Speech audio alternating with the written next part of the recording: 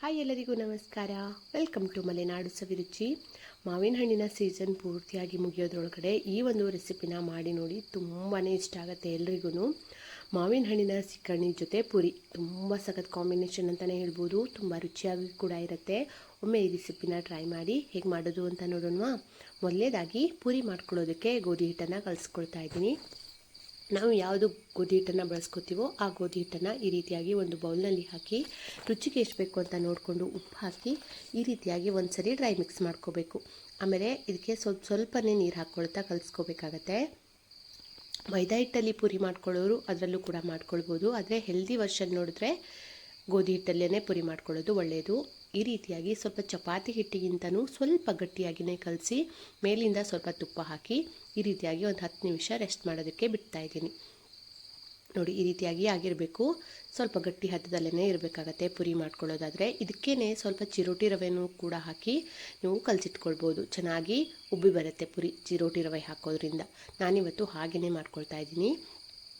ಗೋಧಿ ಹಿಟ್ಟನ್ನು ಕಲಸಿ ಆದಮೇಲೆ ಮಾವಿನ ಹಣ್ಣಿನ ಶೇಖರಣೆ ಮಾಡ್ಕೊಳ್ಳೋದಕ್ಕೆ ಮಾವಿನ ಹಣ್ಣನ್ನು ಈ ರೀತಿಯಾಗಿ ಕಟ್ ಮಾಡ್ಕೊಳ್ತಾ ಇದ್ದೀನಿ. ಇದು ತುಂಬಾ ಸಿಹಿಯಾಗಿರುವಂತಹ ಮಾವಿನ ಹಣ್ಣಾಗಿರುತ್ತೆ. ಇದನ್ನ ಈ ರೀತಿಯಾಗಿ ಸಣ್ಣ ಸಣ್ಣ ಪೀಸ್ಗಳಾಗಿ ಕಟ್ ಮಾಡ್ಕೊಳ್ತಾ ಇದ್ದೀನಿ.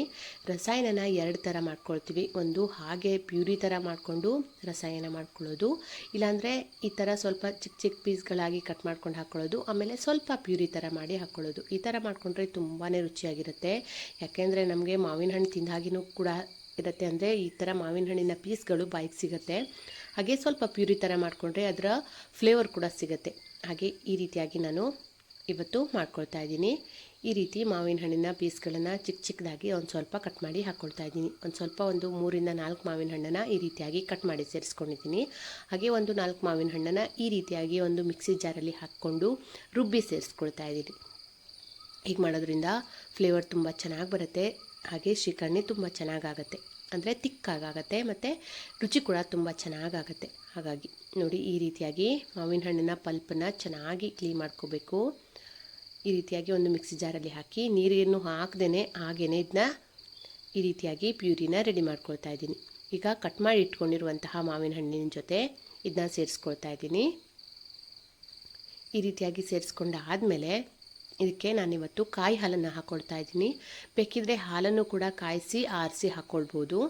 ನಾನಿವತ್ತು ಕಾಯಿ ಹಾಲನ್ನು ಮಾಡ್ಕೊಳ್ಳೋದಕ್ಕೆ 1 ಕಪ್ ಆಗುವಷ್ಟು ಹಸಿ ತೆಂಗಿನ ತುರಿನ ಮಿಕ್ಸಿ ಜಾರಲ್ಲಿ ಹಾಕಿ ಒಂದೇ 1 ಸ್ಪೂನ್ ಆಗುವಷ್ಟು ಸಕ್ಕರೆ ಹಾಕ್ಕೊಳ್ತಾ ಇದ್ದೀನಿ.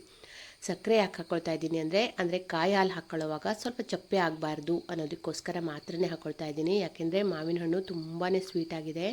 ಸಕ್ಕರೆ ಹಾಕೋ ಅವಶ್ಯಕತೆ ಏನೇ ಇಲ್ಲ. ಸಕ್ಕರೆ ಬೇಡ ಅನ್ನೋದಾದರೆ ಬೆಲ್ಲನೂ ಕೂಡ ಹಾಕ್ಕೊಳ್ಬೋದು. ಸ್ವಲ್ಪ ಕಾಯಿ ಹಾಲು ಹಾಕಿದಾಗ ಸ್ವಲ್ಪ ಸಿಹಿ ಕಡಿಮೆ ಆಗಬಹುದು ಅನ್ನೋದಕ್ಕೋಸ್ಕರ ಒಂದೇ 1 ಟೀ ಸ್ಪೂನ್ ಆಗುವಷ್ಟು ಸಕ್ಕರೆನ ಹಾಕಿ ರುಬ್ಬಿ ಈ ರೀತಿಯಾಗಿ ಸೋಸ್ಕೊಳ್ತಾ ಇದ್ದೀನಿ. ಹಾಗೆಯೇ ಹಾಕ್ಕೊಳ್ಬೋದು. ಆದರೆ ಈ ಥರ ಜಿಡ್ಡು ಬಾಯಿಗೆ ಸಿಗುತ್ತೆ ಅನ್ನೋದಾದರೆ ಈ ರೀತಿಯಾಗಿ ಸೋಸ್ಕೊಂಡು ಸೇರಿಸ್ಕೊಳ್ಬೋದು. ನಾನೀಗ ಈ ಥರ ಸೋಸ್ಕೊಂಡು ಸೇರಿಸ್ಕೊಂಡಿದ್ದೀನಿ. ಪಾತ್ರೆ ಚಿಕ್ಕದಾಯಿತು ಅಂತ ಬೇರೆ ಪಾತ್ರೆಯಲ್ಲಿ ಹಾಕಿ ಚೆನ್ನಾಗಿ ಮಿಕ್ಸ್ ಮಾಡ್ಕೊಳ್ತಾ ಇದ್ದೀನಿ. ನೋಡಿ, ಹೀಗೆ ಈ ರೀತಿಯಾಗಿ ಚೆನ್ನಾಗಿ ಮಿಕ್ಸ್ ಮಾಡಿಕೊಂಡ್ರೆ ಮಾವಿನ ಹಣ್ಣಿನ ರಸಾಯನ ರೆಡಿ ಆಗಿಬಿಡುತ್ತೆ. ಮಾವಿನ ಹಣ್ಣಿನ ರಸಾಯನ ಅಂತನಾದರೂ ಕರಿಬೋದು, ಮಾವಿನ ಹಣ್ಣಿನ ಶೇಖರಣೆ ಅಂತನಾದರೂ ಕರಿಬೋದು. ಈ ರೀತಿ ಪುರಿ ಜೊತೆ ಎಲ್ಲ ಮಾವಿನ ಹಣ್ಣಿನ ಶೇಖರಣೆ ತುಂಬಾ ಚೆನ್ನಾಗಿರುತ್ತೆ. ಈಗ ಪುರಿ ಮಾಡ್ಕೊಳ್ತಾ ಇದ್ದೀನಿ. ಗಟ್ಟಿ ಹದದಲ್ಲಿ ಕಲಸಿಟ್ಕೊಂಡಿರುವಂತಹ ಪುರಿ ಹಿಟ್ಟನ್ನು ಈ ರೀತಿಯಾಗಿ ಇನ್ನೊಮ್ಮೆ ಚೆನ್ನಾಗಿ ನಾದ್ಕೊಂಡು ಅದನ್ನು ಈ ಥರ ಚಿಕ್ಕ ಚಿಕ್ಕದಾಗಿ ಲಟ್ಟಿಸ್ಕೊಳ್ತಾ ಇದ್ದೀನಿ. ಈ ಥರ ಸ್ವಲ್ಪ ದಪ್ಪಗೆ ಲಟ್ಟಿಸ್ಕೋಬೇಕಾಗತ್ತೆ. ನೋಡಿ, ಹೀಗೆ ಈ ರೀತಿಯಾಗಿ ಲಟ್ಟಿಸ್ಕೊಂಡು ಕಾದಿರುವಂತಹ ಎಣ್ಣೆಗೆ ಹಾಕ್ಕೊಳ್ತಾ ಇದ್ದೀನಿ. ನಾನು ಫಸ್ಟ್ ಹಾಕುವಾಗ ಎಣ್ಣೆ ಸರಿಯಾಗಿ ಕಾದಿರಲಿಲ್ಲ, ಹಾಗಾಗಿ ಅಷ್ಟೊಂದು ಚೆನ್ನಾಗಿ ಬಂದಿರಲಿಲ್ಲ.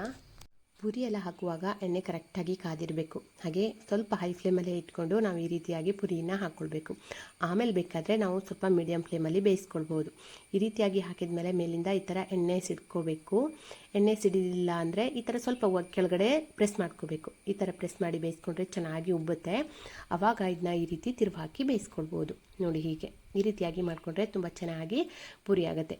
ನಮಗೆ ಈ ಮಾವಿನ ಹಣ್ಣಿನ ಶೇಖರಣೆಗೆ ಕ್ರಿಸ್ಪಿಯಾಗಿರುವಂತಹ ಪುರಿ ಬೇಕಾ ಅಥವಾ ಸಾಫ್ಟ್ ಆಗಿರುವಂತಹ ಪುರಿ ಬೇಕಾ, ಯಾವ ಥರ ಬೇಕಾದರೂ ಮಾಡ್ಕೊಳ್ಬೋದು. ಇದ್ರ ಜೊತೆ ಕ್ರಿಸ್ಪಿಯಾಗಿರುವಂತಹ ಪುರಿ ತುಂಬ ಚೆನ್ನಾಗಿ ಬಂದಿರುತ್ತೆ.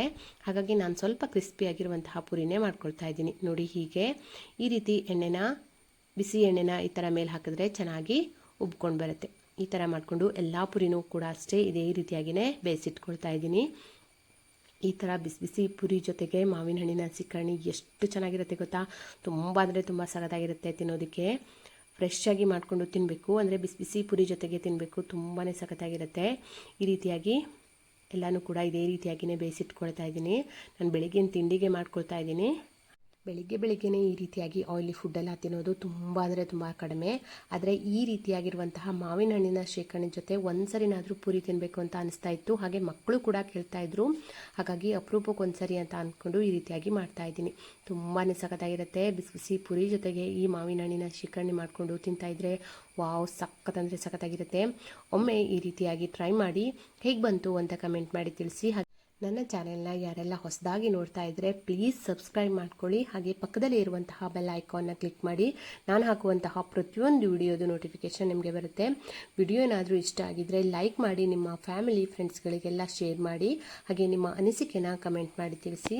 ಹಾಗೆ ಯಾರಿಗೆಲ್ಲ ಈ ವಿಡಿಯೋದ ಬಗ್ಗೆ ಏನು ಅನ್ನಿಸ್ತು ಅಂತ ನನಗೆ ಕಮೆಂಟ್ ಮಾಡಿ ತಿಳಿಸಿ. ಹಾಗೆ ನಿಮಗೆ ಯಾವ ವಿಡಿಯೋ ಬೇಕು ಅನ್ನೋದನ್ನು ನನಗೆ ಕಮೆಂಟ್ ಮಾಡಿ ತಿಳಿಸಿ. ಆದಷ್ಟು ನಾನು ನಿಮಗೆ ಶೇರ್ ಮಾಡ್ತೀನಿ. Thank you.